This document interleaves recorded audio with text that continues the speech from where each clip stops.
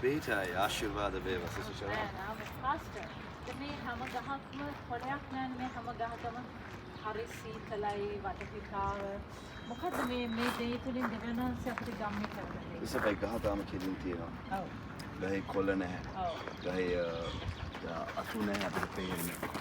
දලු නැහැ පේන්නේ. මේක තමයි අපේ ජීවිතේ. අපිට බයිබලයේ දෙයයන් වහන්සේ කියනවා අපිව ලෙබනනේ කීරි ගසක් මෙන්. ලෙබනනේ කීරි ගසේ තියෙන වැදගත්කම තමයි එළියෙන් මැරලා තියෙනවා නමුත් ගහ ඇතුලේ ප්‍රාණය තියෙනවා. අපේ ජීවිතත් මේ වගේ තමයි. අපි දෙවියන් වහන්සේ ජේසුස් වහන්සේ ගැන බයිබලයේ නිශ්ශබ්ද කාලයක් තියෙනවා. මෝසස් ගැන නිශ්ශබ්ද කාලයක්. දාවිද් ගැන නිශ්ශබ්ද කාලයක්. මගේ ඔබගේ අපි හැමෝගෙම නිශ්ශබ්ද කාලවල ලැබෙනවා. මේක තමයි අපිට පෙනෙන පූර්වාදර්ශය. නිශ්ශබ්දතාවයේ ඉවර වෙනවා. ආමෙන්. මේ ග්‍රීෂ්මයේ කාලය නැවත පැමිණෙනවා වසන්ත කාලය. මේ වසන්ත කාලේ පැමිණෙද්දී මේ ගස් වලට සර්ව බලධාරී මැවිල්ල තුල බලාපොරොත්තුවක් තියෙනවා. ඒ නිශ්ශබ්ද කාලේ ඉවර වෙනවා. අපේ ජීවිතවල නිශ්ශබ්ද කාලේ ඉවර වෙනවා.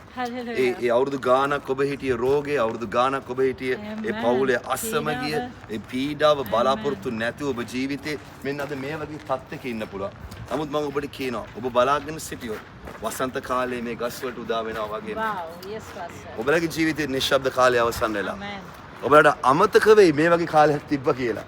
මොකද එදාට මිනිස්සු ඇවිල්ලා කියයි ඔබ ගාව තියෙන ගෙඩි, ඔබ ගාව තියෙන පාට, ඔබ ගාව තියෙන ලස්සන. ඒකෙන්ද මම ඔබට කියනවා කිසි විටකදීවත් ඔබ බලාපොරොත්තු නැති කරගන්න එපා. ඔබ වසන්තය එනවා.